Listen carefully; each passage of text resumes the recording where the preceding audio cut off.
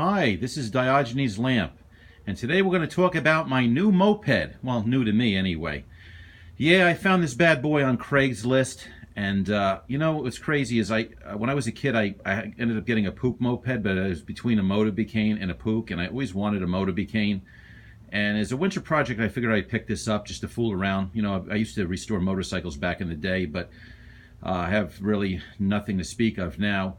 So I picked this up. Anyway, let me tell you a little bit about it. It's a 1980 Motobecane moby v50, and it has, fortunately, it actually has the 2 horsepower engine, which you could tell by the codes on the front of the ID plate. A little bit about it. When I first got it, I'll move to the front here. It was missing, had a couple problems to start, and it still has some problems. Basically the pieces in here, it was very loose in the steering stem bearings. So I got new steering stem bearings for it, but it was an odd thing. I followed a guy's tip on eBay, or not on eBay, on YouTube, to spread this with a piece of plastic pipe, which worked. The only problem is when I went to put it back together, the steering, which this is pretty important, the steering lock wouldn't line up. So I actually had to take a dowel, or not a dowel, a punch, you know, one of those forged steel punches, put it in there and bend the darn thing to get it to go back. And I had to really pound the crap out of it. I give the Frenchman some credit here. That thing is strong, unbelievably strong. And really the thing is you have to fix that because that's the only thing, this thing doesn't really have any ignition lock or anything, so somebody could just jump on this thing and take off. So that has to work. So I was able to do that.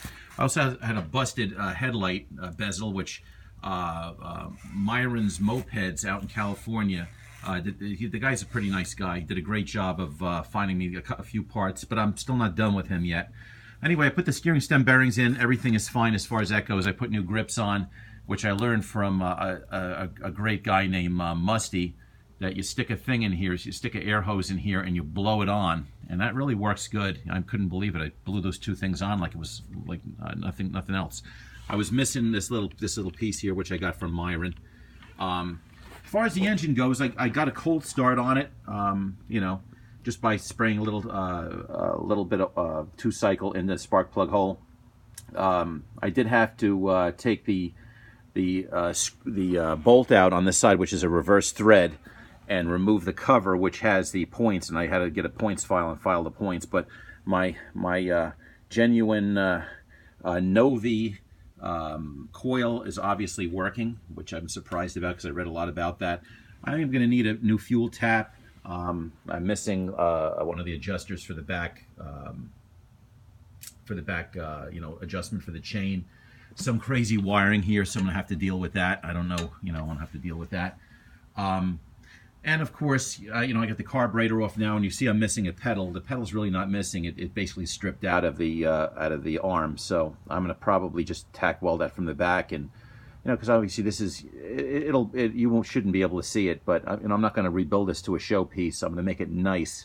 I'm going to make sure everything is functional and working. And I figure, you know, I'll ride it around down the shore maybe, or maybe I'll just look at it. I don't know. I just kind of think this is pretty cool. And the engine has got the variator engine, which is really neat, where, you know, it basically like a 2-speed trans. When it first starts, it's running in this position, and as the engine accelerates, the head actually, and the whole engine shifts forward to change the drive ratio, thus giving you effectively 2 speeds.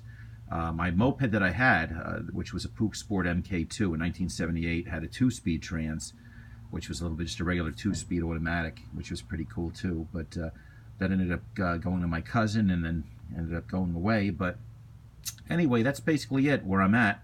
I got to clean the carburetor out. I got to put the carburetor back on. The gas tank's going to be an issue. You know, it's got it'll knock you out when you open that gas tank. You know, it's got that nasty rust or whatever. But I'll tell you what I use. You might think this is crazy, but I got this stuff. It's called, well, it says wheel acid. I thought I had the label on there, but I guess not.